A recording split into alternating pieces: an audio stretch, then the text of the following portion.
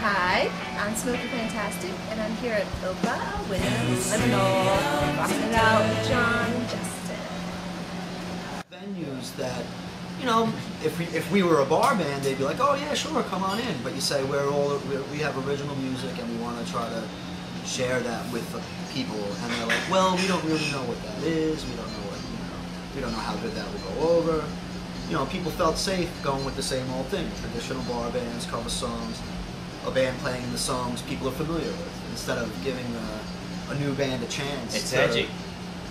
And we do have a mascot. We do have this kind of fish goat. Humanized fish goat. It was more like a manitor, a right? manatee. It's a shark, kind of like sharkish fish manitor with bat wings. A blattle bee. A blattle bee. And that is what is like. So what's your process? So do you write the lyrics first and then hand them over to John? Well, it works in many different ways. Like the first time me and Justin sat down to write songs together, we just kind of, I had a guitar and Justin had ideas in a book of his. I don't know if they were complete songs or complete poems or just ideas sketched down so he would never, wouldn't forget them.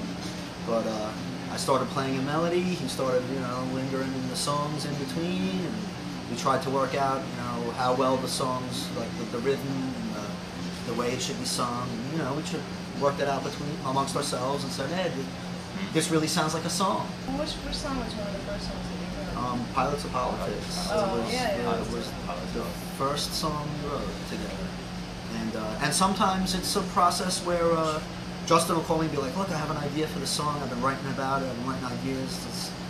And then maybe I would have to go and try to come up with some sort of chords and say, hey, this is what I came up with. What is your, we meld that way. Or sometimes it's just magic in the basement.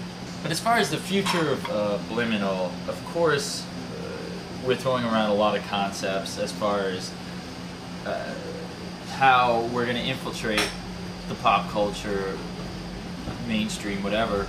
But Bliminal itself, let's just think about that name right now. What does Bliminal mean? Yeah, all right, you have, I guess, what you would call subliminal. Right. What is subliminal? Subliminal is something that is hidden meaning below the something conscious. That gets absorbed somehow. So, if you were to take the prefix sub out of liminal, subliminal, you would have bliminal, and bliminal is just above the surface, just above the radar. It's something that is being detected, but it hasn't been found yet, So when Bliminal is found, when we're discovered, we're not sure that it's going to evolve further, but it will evolve, and we're just going to keep on doing what we're doing, is kind of open to having fringe members.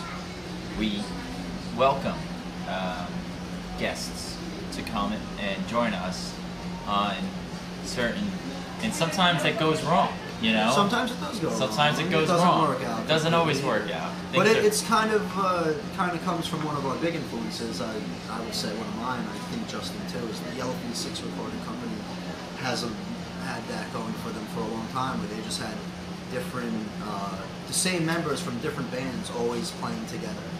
And I think that's a very good way to make music and to have a lot of creative output.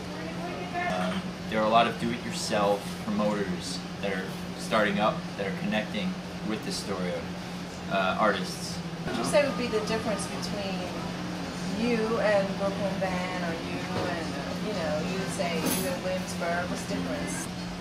Connect. It's unconventional. With the people in the neighborhood. A lot of people want to be told that it's cool before they accept that it's cool. Right.